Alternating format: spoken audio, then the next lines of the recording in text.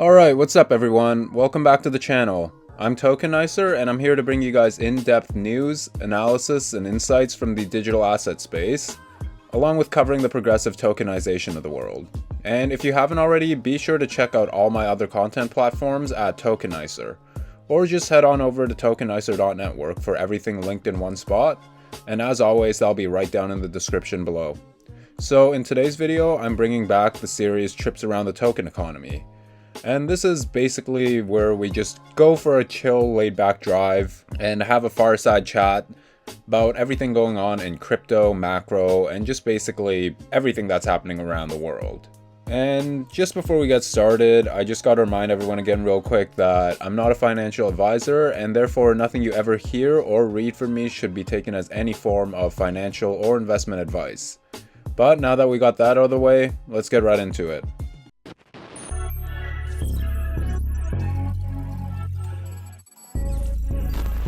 Alright, what's up everyone? Welcome back to another episode of Trips Around the Token Economy. So, I know it's been a while since I've filmed these, largely because we've just been kind of busy with everything.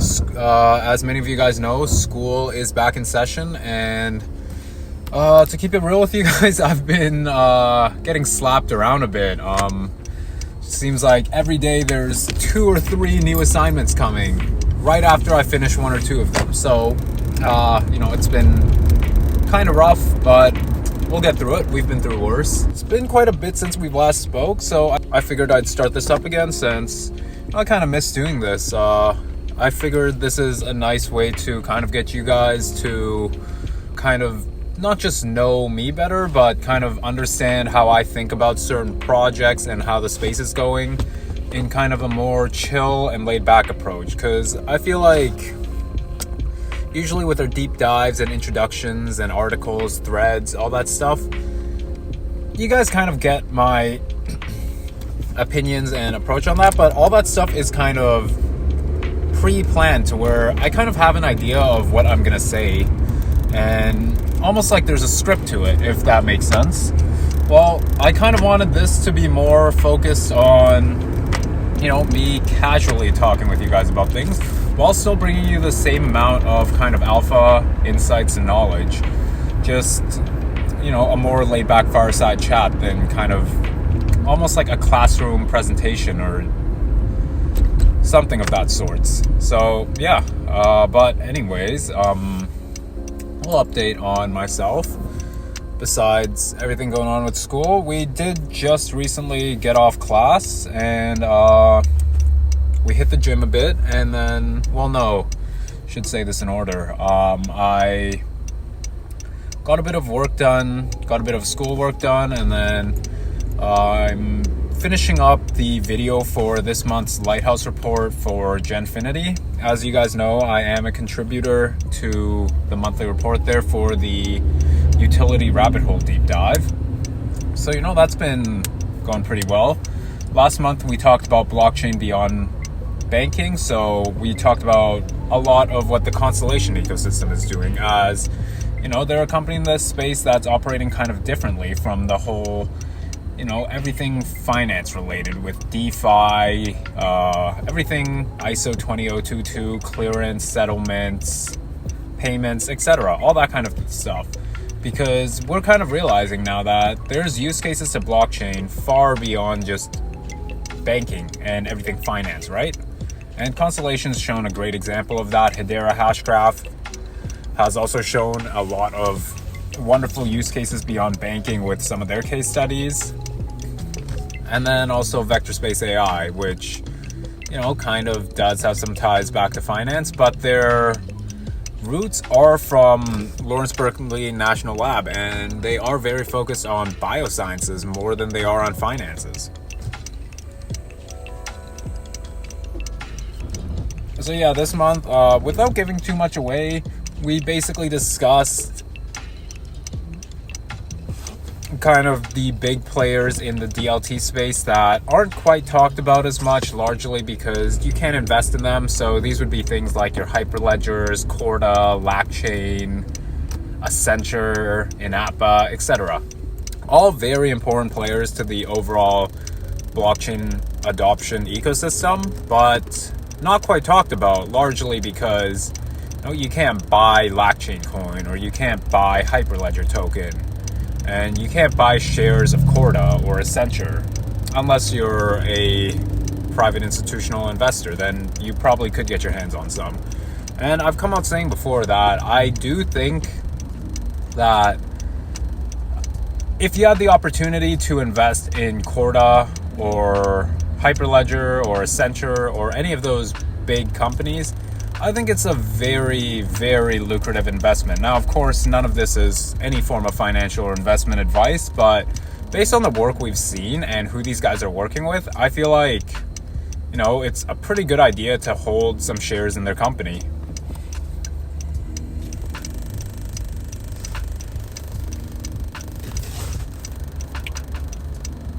Now, as for kind of other news around the markets, I guess since we've last talked, nothing too major macro-wise, like crypto macro-wise, has really happened.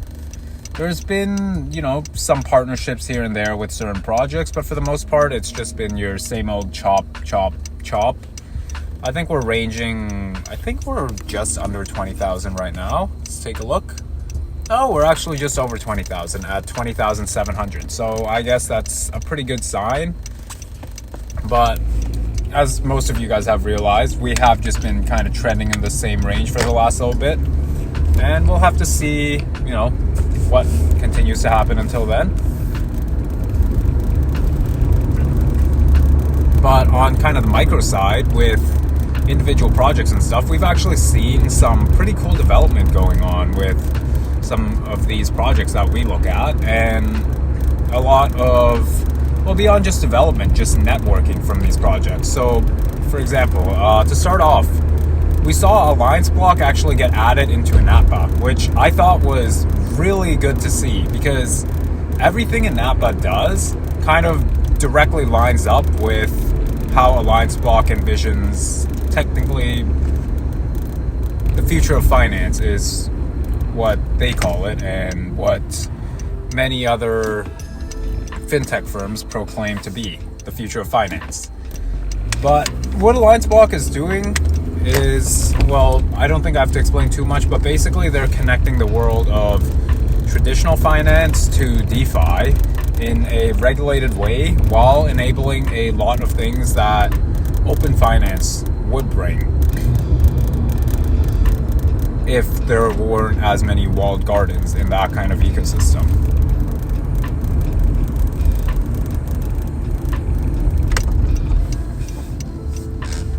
And so this is good, because we've seen the work with the INATBA, and they are a pretty massive player. I mean, there's over 150 companies that are members within their consortium.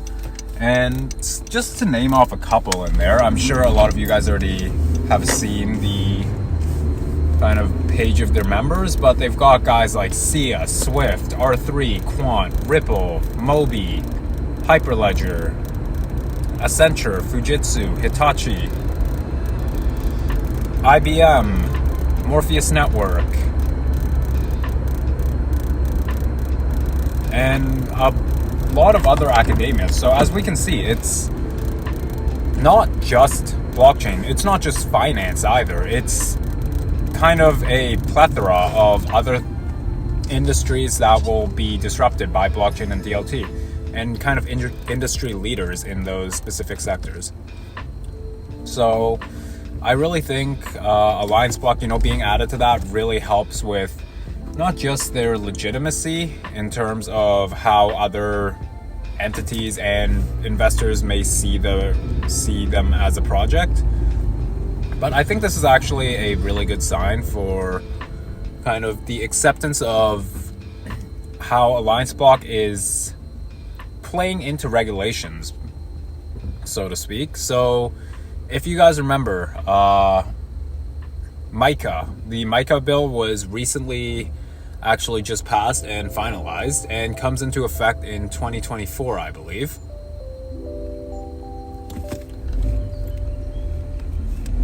Holy fuck, dude, what are you doing? I let you in. I didn't let you cut through every fucking lane.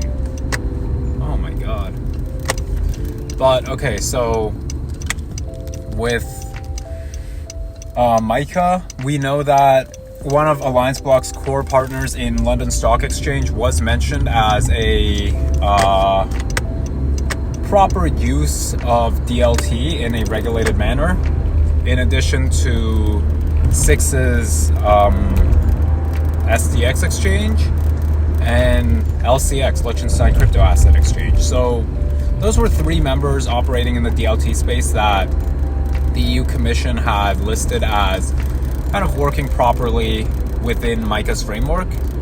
So to see AllianceBlock added into INATBA, which had some really close ties and works with the creation of MiCA overall, I think is bullish to see. Well, long-term bullish. We're not going to see, price pumping within the next couple of weeks, though I'd love to be proven otherwise. But realistically, this is kind of a long-term agreement on how regulations are being set in place, and the proper regulated players will have a spot in this space, so to speak.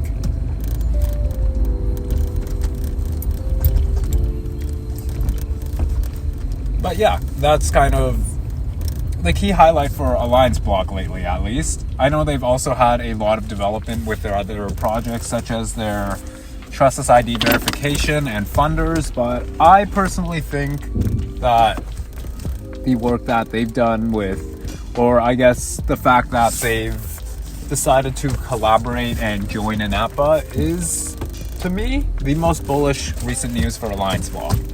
Because this opens doors to a lot of other members that they'll potentially get to speak and work with. Alright, so we had a little bit of a malfunction there with technical difficulties. As I realized, you can't take a call while you're on voice memo. So we are back now. I'm just doing a couple deliveries real quick before we have our practice later. So, yeah. What were we going on about? We were going on about AllianceBlock and their work with INATBA. And we basically talked about why I believe that is the most exciting piece of news that's happened with AllianceBlock lately.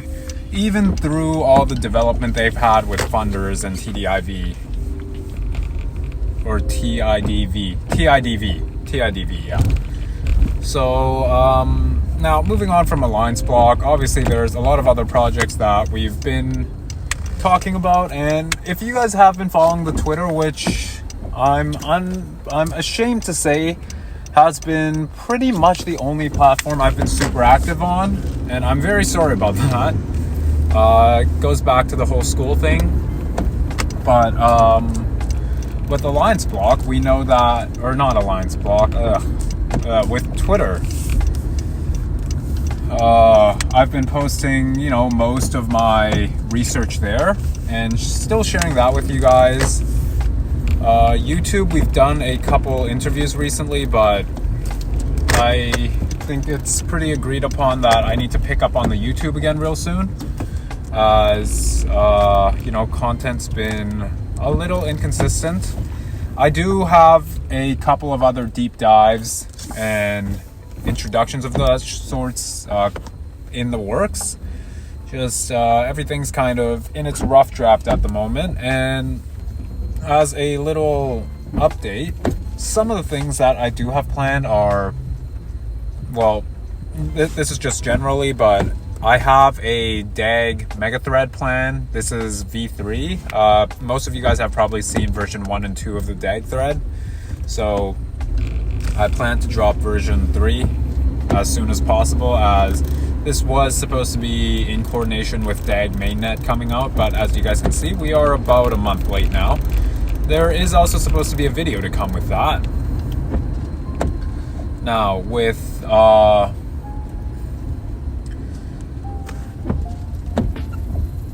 something else that, or some other projects we've really looked further into are Morpheus Network and Energy Web Token. These two are Oh, and I guess LF0 would go into that list too. These are projects that I've been looking at throughout this bear market that I'm very impressed by, and not just because of kind of, you know, the hype around the communities, but because of the development that these projects have had. And, you know, as we were saying, just about every project we look at has been developing fairly well, at least in this bear market. But these ones I've been very impressed with for a variety of reasons. So Morpheus Network, a large part of this is based on the community, but the team has also continued kind of showing... Oh my god, why are there cops there? Why are there cops there? What is happening? Alright, 1 second, guys. This does not look good. This does not look good. There's like 3 people pulled over. I don't know what the hell happened. Morpheus Network, they've shown kind of their continued work with partnering with infrastructural parts of the supply chain industry, whether that be by joining other consortiums or directly partnering and working with them. And, well, the community around Morpheus Network has really grown over the past 2 weeks, and you can also see this in the price charts. I mean, I think it's done like a 3x since like the start of this month or something. Like, it's ridiculous. And a large part of this might be because some influencers and large researchers have hopped onto the project. I'm not going to point any names or name who, but, you know, there's a lot of controversy around this, with people saying, oh, you guys are just pumping the token price for your own kind of, what's the word I'm looking for? Your own benefit. And then some people are like, oh, yay, we have a big name in our community now. I kind of side more with the latter and think, you know what, they can pump the price of the token all they want, whatever. As long as it's not the team pumping it, for the most part, it should be fine regulations-wise. Like, you could say, yeah, morally, it's probably not the best thing to do, if that is their true intentions, of course. But at the same time, I feel like, yeah, you can get a community to pump the price of a token, but you can only get it to pump so much, right? And what's really going to pump the price of a token is going to be its tokenomics, the utility around that token, and the demand for it because of the token utility. So I think, honestly, like, call it whatever you want, call it shilling, or... Bro, what the fuck are you doing? What? Why would you do that? Why would you think of doing that? Okay, sorry to get off topic again, but for anyone that drives, and I'd assume a lot of you guys do, I'm sure most of you guys know, if you're waiting to turn left, you're supposed to wait for a clear opening to turn left, right? Well, this dude just decides to shoot right into the middle of the intersection and rip a turn with 3 cars coming right towards them. It could have been a really bad T-bone, but I don't know. Oh my god, people are crazy around here, I'm telling you. One day, I'm going to be filming trips around the token economy, and it might be the last trips around the token economy ever. That was a bit dark. Maybe I shouldn't have said that. I'll be here for a while, guys, don't worry. But back on topic. So we were talking about influencers pumping a token, and yeah, basically my response is that, you know, if a token has good enough use cases and there's actual demand for that use case, the price of the token is going to pump in the long run, and it won't matter whether a researcher shilled or pumped it or not. Like, it really won't, because at the end of the day, people are here for, or once mass adoption comes in, people are going to be here for the use case of the token, not because influencer Y said token X is good. So yeah, that's kind of my take on some of the things happening with Morpheus, or some of the concerns happening we can't speak English right now. Some of the concerns happening around Morpheus network and their price action.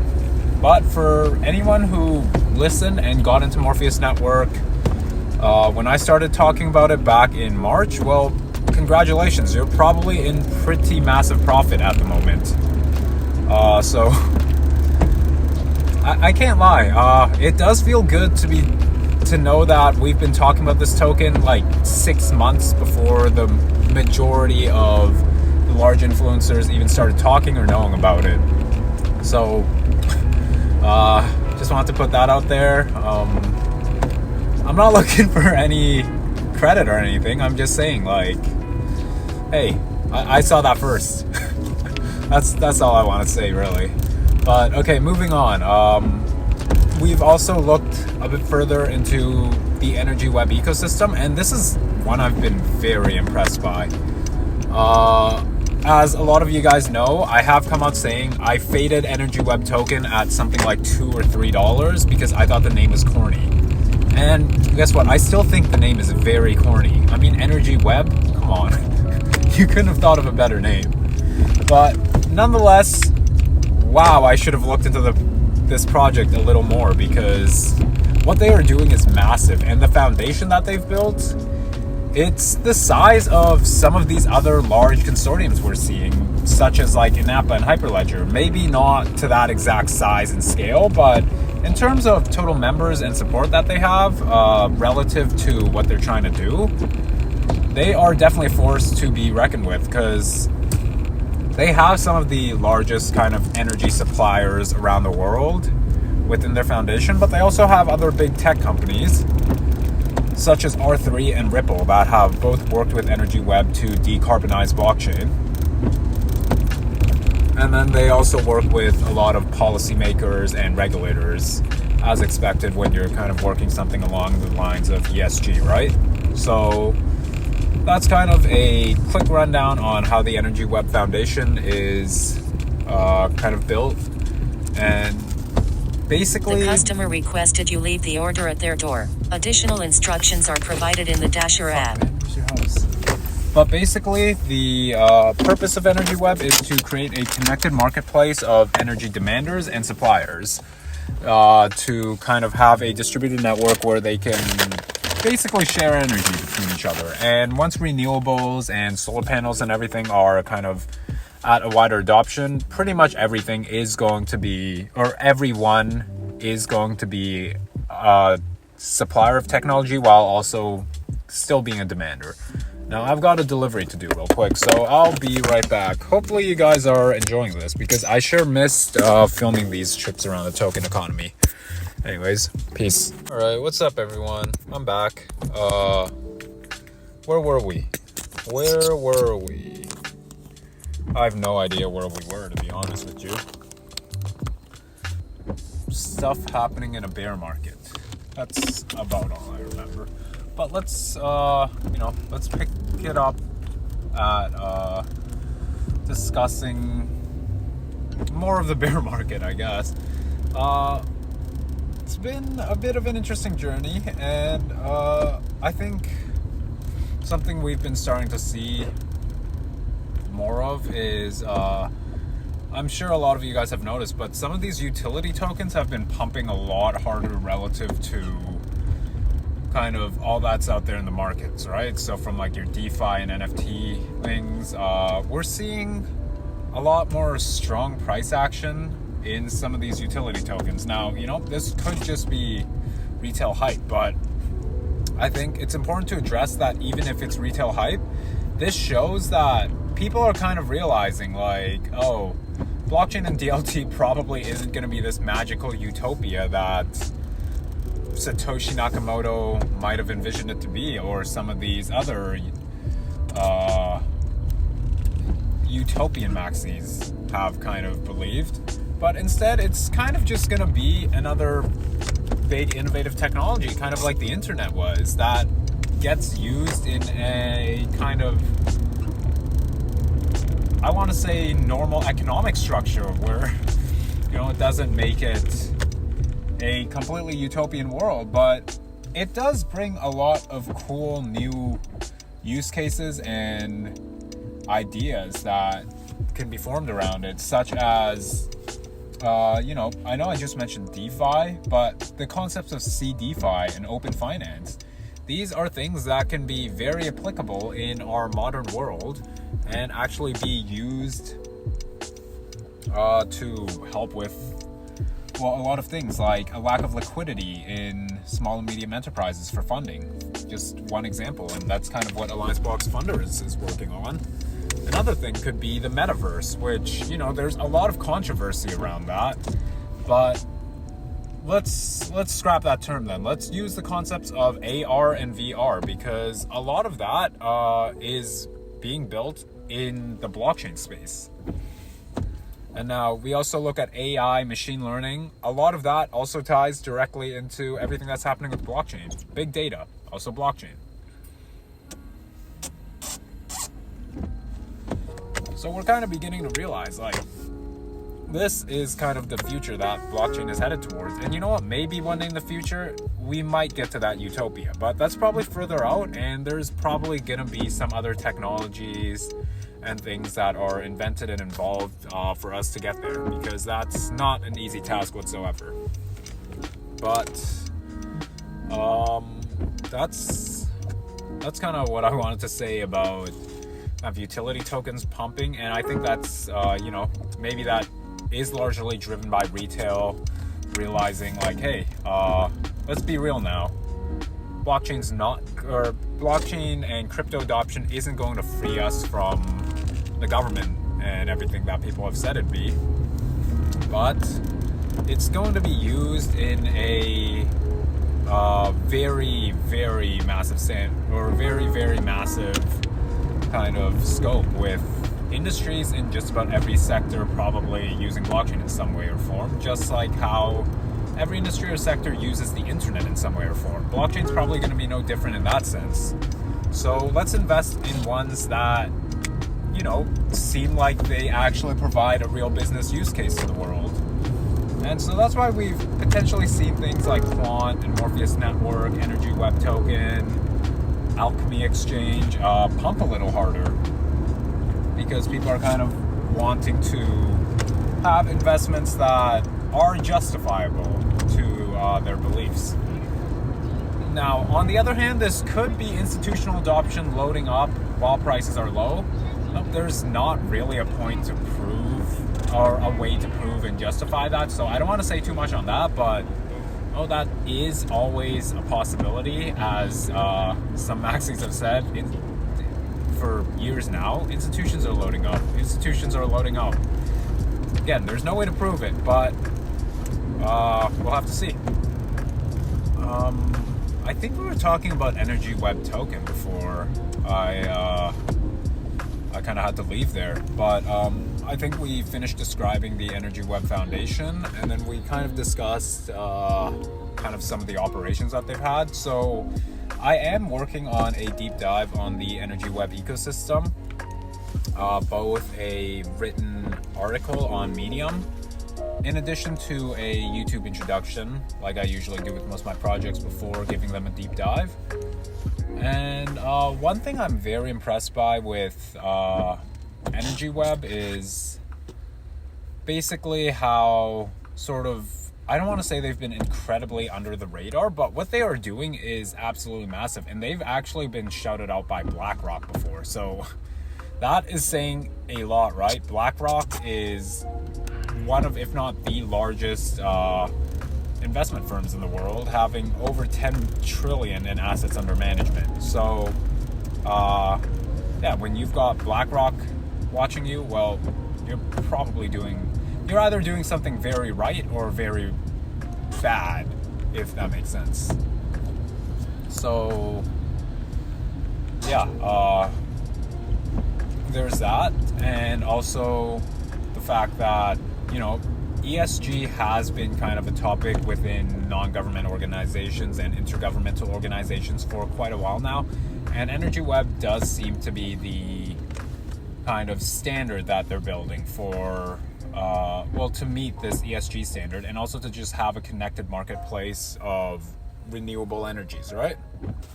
But that's kind of what I had to say about Energy Web. I did announce that the deep dive or the breakdown was coming like a couple weeks ago, but I've had a bit of a hard time wrapping my head around the whole idea of energy grids, to be real with you guys.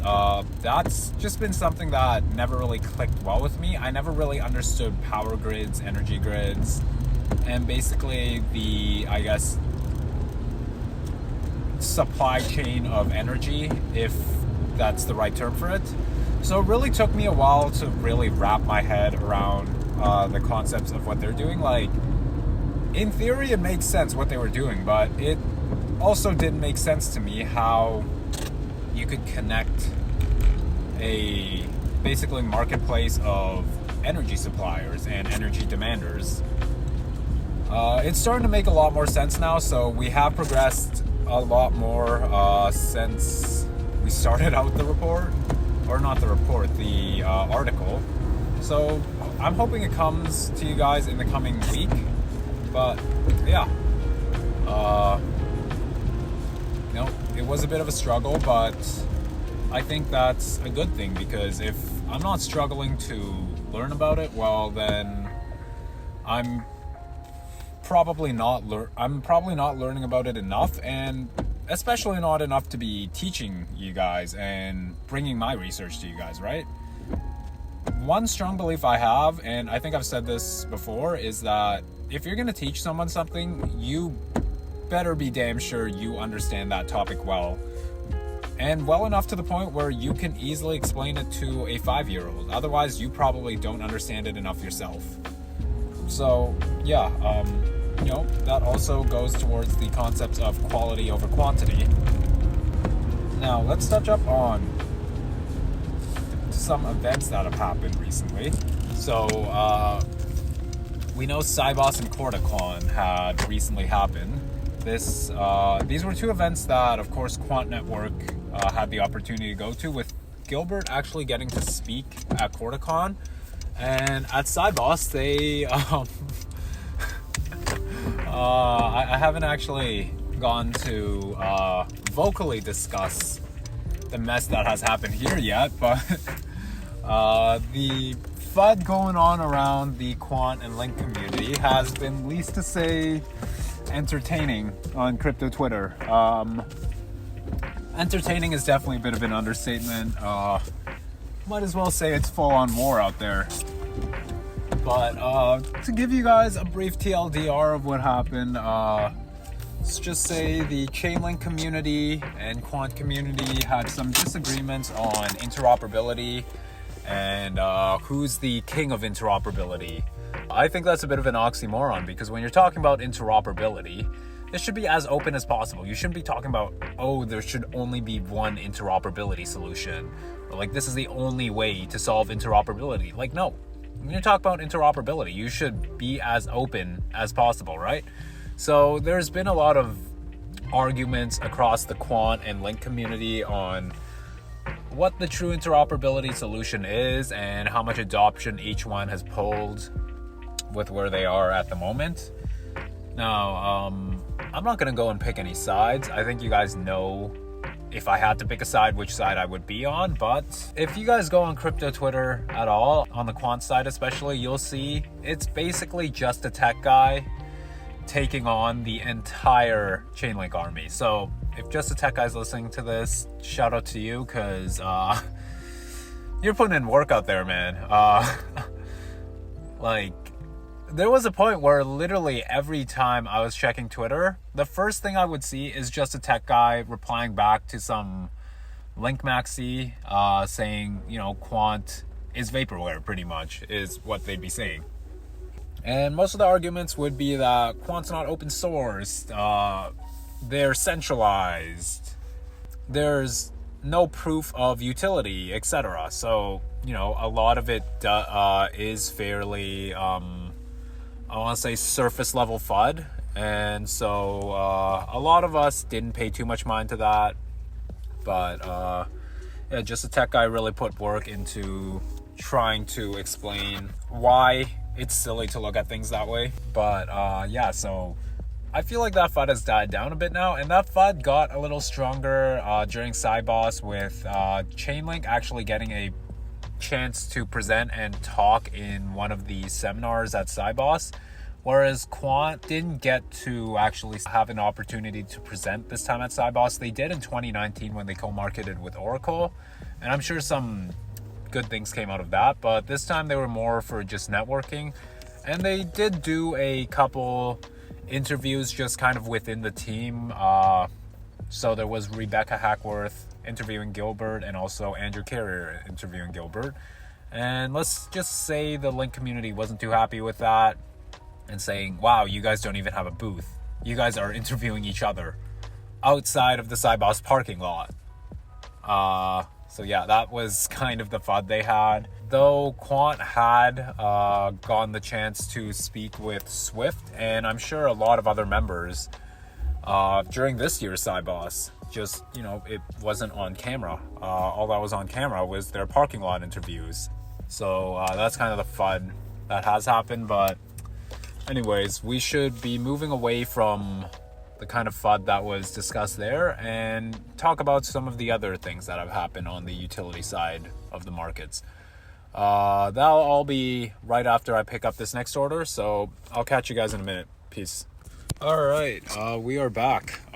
So the drive here says it's going to be pretty rough. They say it's going to be like 25 minutes because traffic is absolutely crazy at this hour. It's about 4:30 right now, and this is when traffic starts getting real crazy around here in British Columbia, Canada.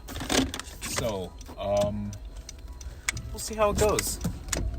Hopefully it's not too terrible, because I'm not a big fan of sitting in my car while it's idling, especially with gas prices nowadays.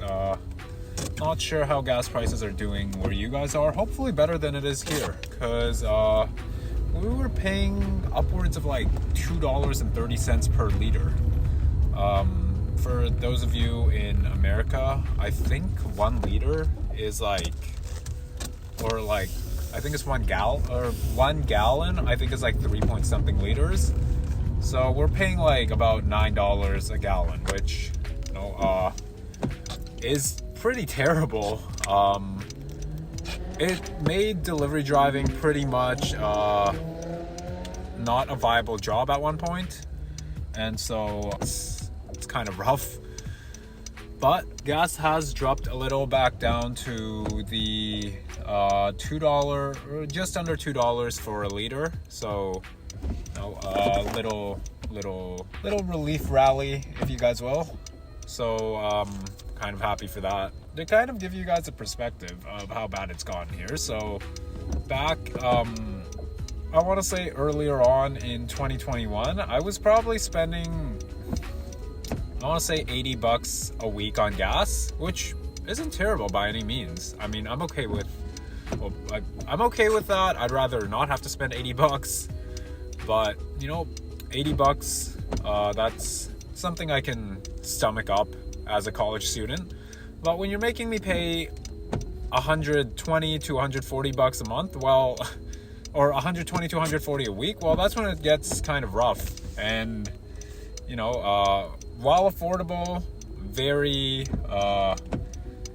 it doesn't feel good to pay that every week just to drive. So yeah, let me know how gas is like where you guys are, if the prices have gotten much worse since the whole Russia-Ukraine issue or not. Hopefully not, but I'd love to hear kind of where you guys are around the world and how you guys are dealing with this situation.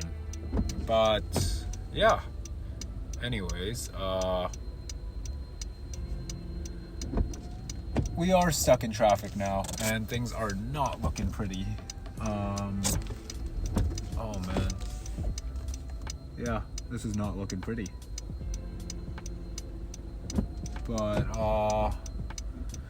what were we talking about before? So we talked a bit about Energy Web. I do have some content I'm dropping on Energy Web soon enough. We talked a bit about Morpheus Network, and just today I actually discovered some more connections with Morpheus Network to the United Nations. We know Dan Weinberger, their CEO, has had some close works with the United Nations, and he's actually a member of the UNESCAP, which I can't remember the full thing it stands for, but it's something like trade and electronic business, something like that. So seeing, Dan having some more work with the UNESCAP, I think is bullish to see for Morpheus network, as it's the UN, and if you're working with the UN, your odds of succeeding are probably a lot higher than another siloed walled garden. We also discussed a bit on CordaCon and SIBOS and kind of the FUD that arose from the Chainlink and Quant community. I don't feel like it's been squashed, but I feel like they just put that beef past them in regards to both the communities, which I think is for the better anyways. And I mean, realistically, like, Gilbert probably discussed with Sergey at SIBOS, Sergey being the CEO and founder of Chainlink. They probably speak, maybe not super consistently, but I bet you they've shared research and development before and have probably discussed on each other's interoperability solutions. So I think it's very kind of funny to see people arguing back and forth like that. It kind of reminds me of how in the world of sports, many times there's two... Oh, no. Wow, traffic is bad right now.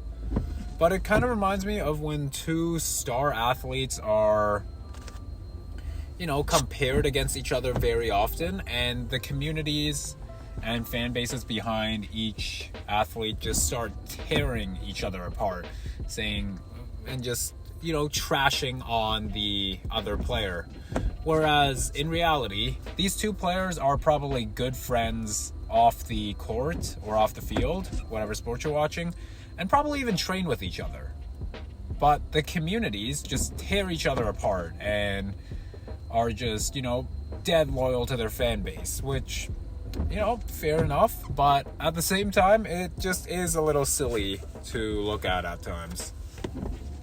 But, yeah, that's kind of what I wanted to say about it's not even maximalism, really. It's just, the inability to kind of look at things from an open mind and realize that, you're not the only solution out there, but that doesn't mean you're a bad solution. It just means there's other people or other solutions there. It doesn't mean that, like, they're better than you or anything. Like, there's different use cases for each, right? Like, Chainlink CCIP is probably a better solution for crypto and DeFi ecosystems, whereas Overledger with their API gateways is probably better for kind of financial institutions and permission networks. And then let's use something like Constellation's way to interoperate with referencing data points in different data architectures. That probably works in a system or network where the data points all flow to a similar or same point. So, for example, with the Department of Defense, all these siloed systems there are technically under the Department of Defense, and they'd want it to work under a similar system and framework, that being JADC2. So there's a lot of ways for interoperability, and I'm just going to say it again, but to look at interoperability from a single ecosystem lens is very ironic and contradictive. But that's about what I had to say regarding the FUD with interoperability. I did want to keep these future trips around the token economy episodes shorter, as I feel like a lot of people probably don't want to sit through me talking for 2.5 hours at times. And I'll be honest, as much as I love talking about this stuff, my mouth and mind does get a little dry after talking for so long.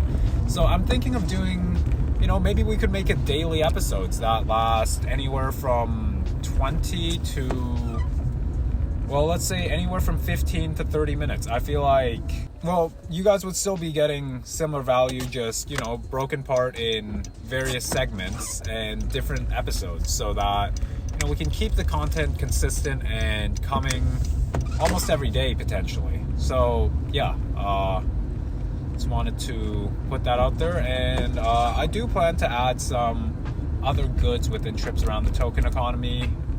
Don't know exactly what yet, but if you guys have any suggestions to kind of spice up this series, make it a little more entertaining, be sure to let me know, and I'll try my best to get that done, because this is a series that I was really excited to kind of start up, but just wasn't really sure how to really differentiate it, and I didn't want to make it like a market update like how a lot of these other YouTubers in the space are doing. As you guys know, I like to kind of associate myself and many others that I work with as researchers and not influencers.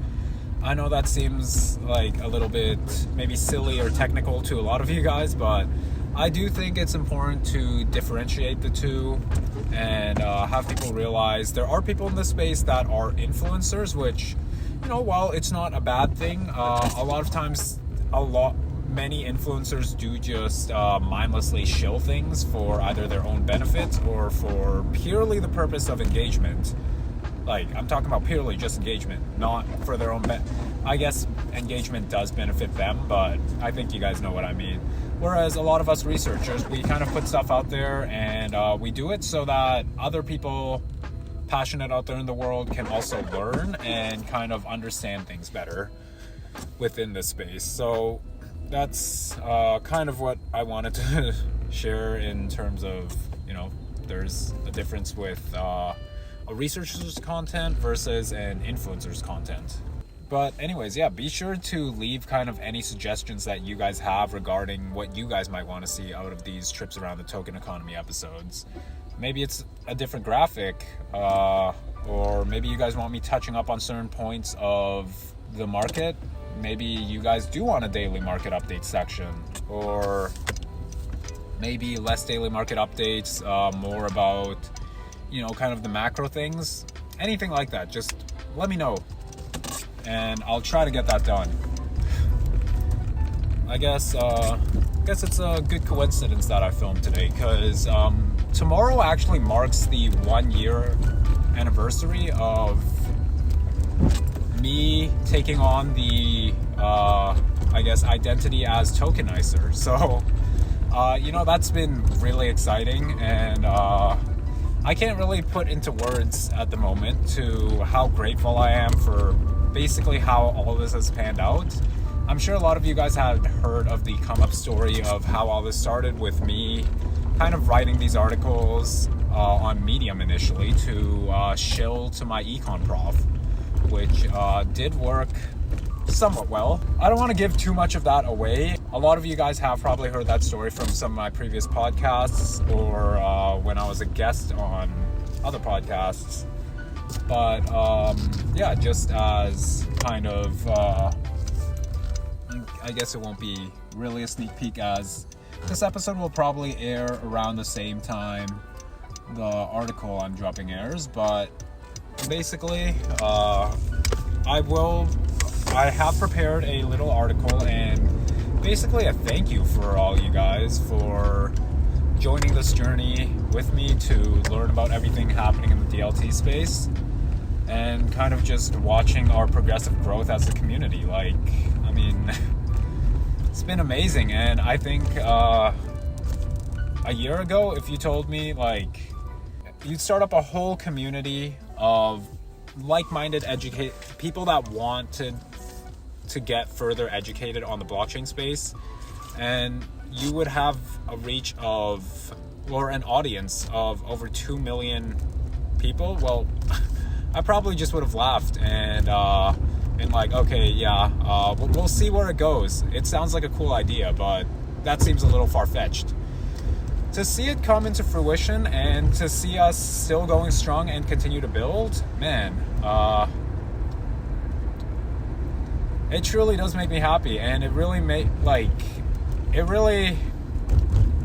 me want to continue putting everything I have in this space, and at times even dropping everything I'm doing now. Well, not everything, but with school, a lot of you guys know about the situation I'm in with schooling, and how my belief is that with the internet nowadays, you can learn anything online, and I'm really proud to be a contributor to that, to not just be learning about things online, but providing value, providing information for people to begin learning. And I'll be honest, in my life, I haven't been super dead certain on a lot of things. There's been a couple things I have been, but continuing to do what I've been doing this past year and providing the value that I can to the DLT space, I think is something I've almost never been more certain about wanting to do. So yeah, I want to thank everyone again for joining me on this journey, and just want everyone to know that this is still the beginning and we've got lots of years left to go. It's going to be a long process, but I'm sure each and every one of you, not just happy at the destination we get to in the long run, but we're all going to enjoy the journey that's on the way, just the way it should be. But with that said, I feel like this is a perfect way to leave it off. But anyways, just wanted to put that out there, and I look forward to kind of sparking up much more consistency with this series of trips around the token economy, and speaking to you guys hopefully on a daily basis now. But that's about all I have for you guys today. As usual, I hope you guys enjoyed and got some value, whatever it may be, from this episode. And until next time, remember to keep learning and stay safe. All right, everyone, peace.